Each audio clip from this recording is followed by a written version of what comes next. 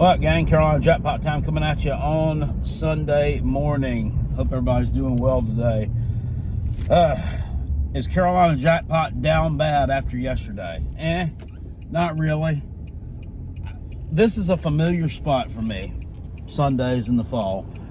In the loser's seat, having to talk about yet another embarrassing performance on Saturday afternoon by the South Carolina Gamecocks. We live streamed that game yesterday. If you want to go catch it, it's long, like 4 hours and some, so it bled over into some other games. Took calls too for the first time ever. We actually took some call-ins from folks there, which was interesting and fun. We heard from a few salty people. Had to put a few people in their place, and then I had some good conversations with some other folks that have been long-time channel participants, I guess, subscribers to the channel, participants in the live streams and chats that I've never talked to before, so that was cool. What wasn't cool was the ball game yesterday. 27-3, South Carolina loses to Ole Miss. Might as well have lost 27 to Dick, because that's how anemic and piss poor that offense was. South Carolina's game plan yesterday was, I don't know what the game plan was, but it wasn't executed at all.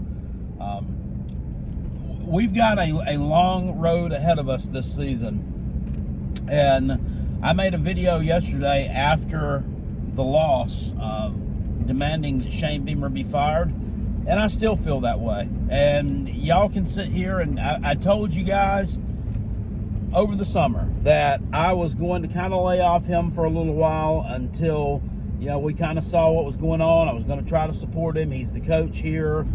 We don't have another one right now for me to support, so I might as well do my best to support him. Those days are over. I'm done with it. I'm going back in on his helmet once again, and I'm not going to let up. How the fuck do you have a bye week and then you play a team that lost last week? You saw a blueprint for how that team got beat, and you let them come into your house and paintbrush you. It's embarrassing. I mean, from start to finish, you didn't do anything right. You did nothing right. I will say that the defense played, I think, about as well as they could have, given the circumstances. Looking back at the stat line, Ole Miss targeted Juice Wells' sorry ass 10 times. He made 3 catches. That's terrible. Says he had a long of 66 yards. Well, he didn't score a touchdown. I don't remember it. That must have been during the time when I was taking some calls from people and not really paying attention. So somebody go back and tell me where the Juice Wells reception was, because I'd like to go back and look at it. He did fumble the ball, and we recovered it, so that was cool. So anyway, he's not very good, and really not a huge loss, because we don't have a quarterback right now that can get him the football. This guy, he needs a lot of work, this Lenore Sellers. He needs some good quarterback coaching, and that's not going to come until you get a new and better coaching staff. I've seen people, I don't know how many comments that I've seen from people demanding that Dowell Loggins be gone, that they replace the need to replace offensive coordinator yesterday. OC needs to be fired, blah, blah, blah, blah. How about we start looking at the individual who's hiring these terrible offensive coordinators? Why don't we start looking at that for a chance? I watched the press conference that he gave yesterday after this game. I want to vomit every time he says, it starts with me. Well, we weren't prepared. It starts with me. Blah, blah, blah, blah. We were undisciplined. It starts with me. Stop saying it, because I know you don't mean it. You threw players under the bus last year, and then when you got called out for it, then you started up with this, and you start fucking pouring it on thick. It's kind of like, you run into those people that are like coworkers or neighbors or whatever, that like they pour on religion like really thick. You know what I'm saying? Those kind of people right there. Everything is, I'm blessed. This is, is wonderful. The Lord is good.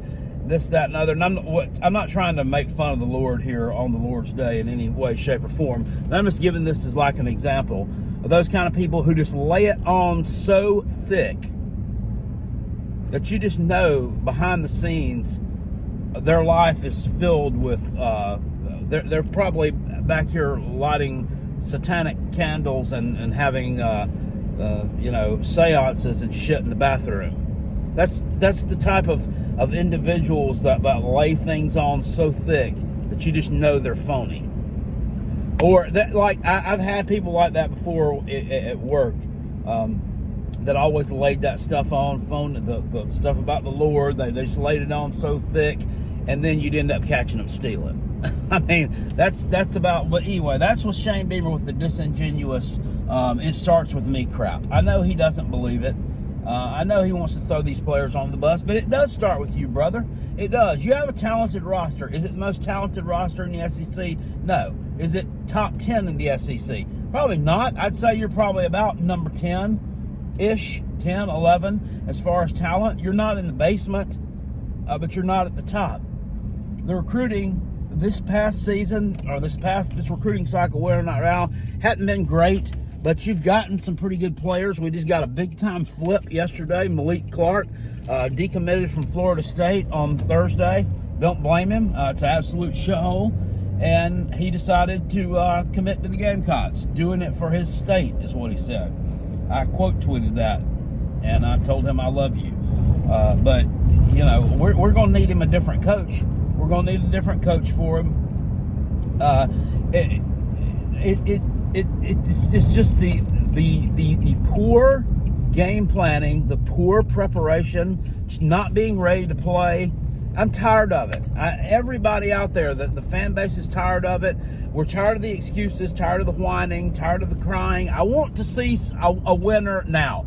And I'm not saying that I want you to go out there and make the college football playoff, because it's not going to happen. I want to see consistency. I want to see, either... if you drop a game, at least, look competitive in it. At least look competitive in it. I was getting comforted yesterday yesterday evening, this morning, whatever, getting some comments from different fan bases, from Tennessee fans and stuff. So, well, look at what we did yesterday, jackpot. I mean, we went out and shit the bed too. Blah, blah. Yeah, but you didn't score 3 points, and you actually were in a position to win at the end of the game. We were never in position to even contend in this game. And I don't want to hear about how good Ole Miss is. They're not that good. They're not that good. I don't even know that they make a college football playoff. I doubt they do. They aren't that good. So I'm tired of the Shane Beamer experiment. This thing has gone on long enough. They need somebody else. They need someone who can come in here, clean up this mess, get these people disciplined, solidify this roster, stop being everybody's damn friend, and get this shit together. They need a coach like a Kirby Smart. They need a disciplinarian. The Dylan Stewart penalty yesterday, I asked about that one, where he sacked Jackson Dart, probably one of our best defensive plays of the day. Yeah, it was in the third quarter late when things were out of reach, and he done the AK-47, like he emptied the clip on him when he was laying on the ground. Boneheaded move, kid. It was dumb. I understand, he's 19 years old, so we're not going to sit here and crucify him for that. Do I think that Dylan Stewart goes out and shoots up schools, or he's that type of individual who is going to, lead a life of crime after football? No, I don't. I think he's just being silly, but you can't do that nowadays. I mean, with school shootings and everything that's going on, our country leading the world in violent crime and deaths. I mean, geez, man, what in the world are you doing? You can't do that. And the thing about it is, like the next series, he made a decent play and he goes back and he does it to his teammates. So that tells me that they didn't learn a damn thing from. They didn't chew his ass on the sideline. I would have cut his ass for that. That would have pissed me off. I mean, he'd have been feeling it if I was the coach down there, but I'm not. So it doesn't matter. but maybe they didn't know what he did. They may not have known until I was able to go back and watch film. But you got those little iPads and shit. You got somebody who watched it back and saw it and could have told Beamer, "Hey man, dude, empty the clip on Jackson Dart." You can't do that. Now, I will say this: Jackson Dart looks like a one of those what do you call it? Soy boy. Bitch-made bitches who was probably, and he's kind of in the mold of his head coach, who was probably out there talking shit the entire game. He was probably running his fucking mouth. Dylan Stewart was probably pissed off because we were losing and looking bad doing it, and he made a dumb decision. You can't do that, though. It doesn't matter. Here's the thing: you can talk shit, but don't retaliate. You got another time when you can do that kind of stuff. Don't retaliate. Just talk shit first. So that's where I'm at with that. He needs to be punished for that. That was dumb. But here's the thing: you can't afford to. So it's not like you can say, "I'm going to sit you next week in the first half of the Alabama game because you did that dumb shit. So maybe you'll learn a lesson." Because most of the time, when you're punishing these individuals, especially if you're on a team that doesn't have a lot of quality depth to it, you're hurting yourself too by doing so. So I don't know what the answer is there, but there needs to be some kind of punishment. I don't care how good he is. You cannot allow that kind of behavior to happen, period. It's totally unacceptable to do. So, but honestly, yeah, our undisciplined things at South Carolina have been dumb penalties, jumping off sides when we're not supposed to. A couple of roughing the passer calls that were really ticky-tack against LSU. This is other level stupid. This is like 1980s Miami level stupid, doing something like that. So please clean it up and don't do that again, because we can't afford to lose you. We can't afford that. Would that have changed the trajectory of the game? No. I mean, but at least they would have punted the ball, and we would have maybe gotten it back in decent field position, maybe had some kind of chance to go down there and tack on a field goal, or God forbid score a touchdown. We seem to be allergic to doing that. At least yesterday we was. But it would have at least put you in a different position to do something. But looking at it going forward here, there won't be a live stream next week because Carolina Jackpot will actually be at the game. So we'll be doing some videos from the land of the Gumps. Not looking real forward to this one at all. I thought when I bought these tickets a couple of months ago that, I didn't think then that we stood much of a chance, but I thought we may at least be able to be competitive in it and it would be fun to go to. Well, it's going to be a different experience. At least I'm going to get to go to a different stadium and experience some different stuff. I like going out of town. I like to do things with my son. We don't get to spend a whole heck of a lot of time together anymore. He's all grown up now and he's doing his own thing. So whenever we can get together and do something like this, I really like to be able to do it. But it would be really nice if we were going to be able to field some kind of competitive football team against them. But them losing to Vanderbilt just makes it even worse. Because it's going to be another situation with a team that's going to be extremely focused, and they're already extremely good. They're at home. They're going to be focused like I don't know what. I think they're going to be focused. I say that. That's the situational stuff you talk about in betting. We think they would be focused, but I don't know about Kalen DeBoer. If it were Nick Saban and they had Nick Saban would have never lost to Vanderbilt. But with the Kalen DeBoer dude, I don't know. Because I told you guys, don't bet Vanderbilt to cover the number. Don't bet them because it's not going to happen because blah, blah, this and blah, blah, that. No, Kalen DeBoer fell into the not being prepared trick. He fell into the coming off of a big emotional win. We're going to be cut down and come out flat. He fell right into that trap. So, if he, who's to say he's going to have this team ready to play next week? I don't know that he does. He probably will, though. So they're probably going to beat us by 40. I saw that they came out as a 21-point favorite. Dude, I would bet that. I'd take that all day long. I'd drop $500 on that right now. But I don't like betting against South Carolina. I just don't. So I very rarely involve them in any kind of play, but that's how confident I am in that. They'll have that covered by the end of the first half. They'll probably have it covered by the end of the first quarter. We're not going to win another SEC game this year. We're going to go 4-8. You've got a game against Wofford at home. That'll be a win, but you're not going to win an SEC game. What's the remaining schedule? Bama's loss. At Oklahoma, it's going to be a loss. Come back home. Texas A&M, another loss. They looked good yesterday. At Vanderbilt, loss. I mean, you're going to lose. Vanderbilt's going to snap the streak this year.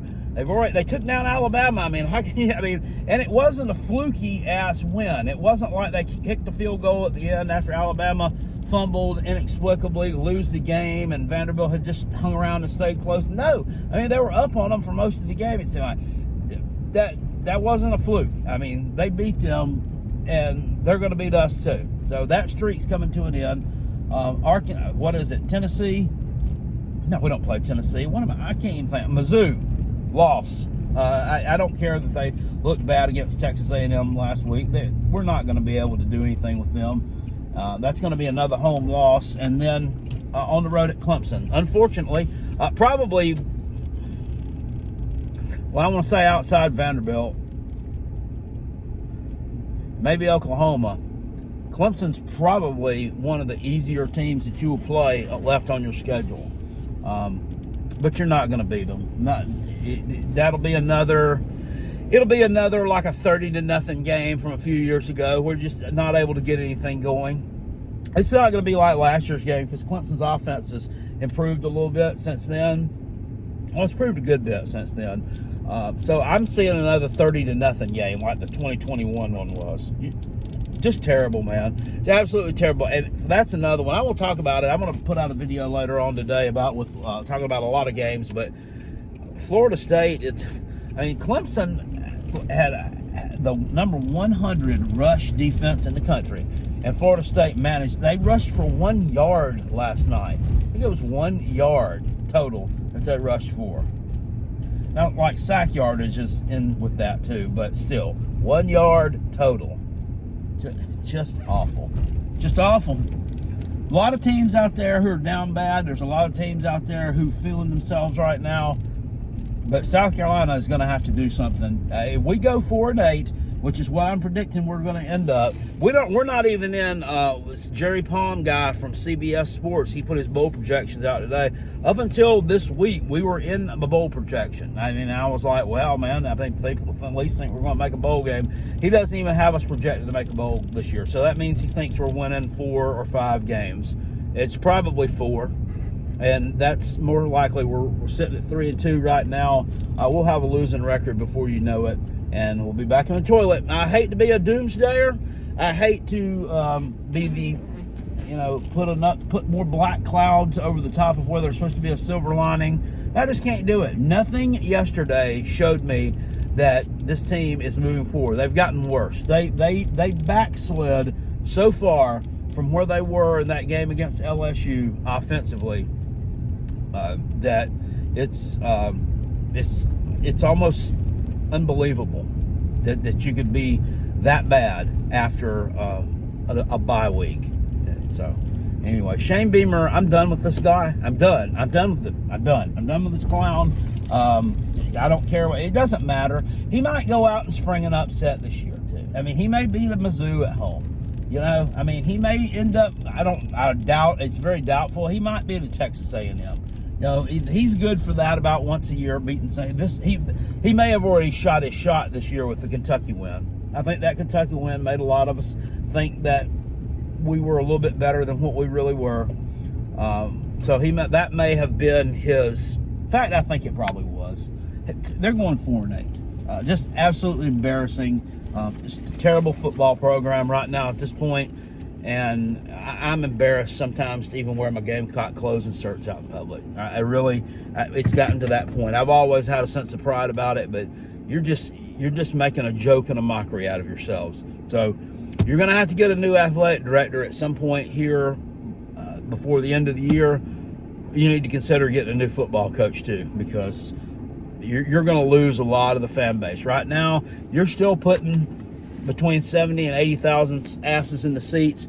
And people also want to sit there, well, who ain't nobody going to want to come to South Carolina. Who's going to replace him? There's a lot of people, and there's a lot of money here. There's a lot of money at South Carolina too. You know, I mean, saying so and saying that there's not, when they're putting 70 to 80,000 asses in the seats every week to watch terrible football, it's just dumb talk. It's silly, uninformed, dumb talk. You don't know what you're talking about.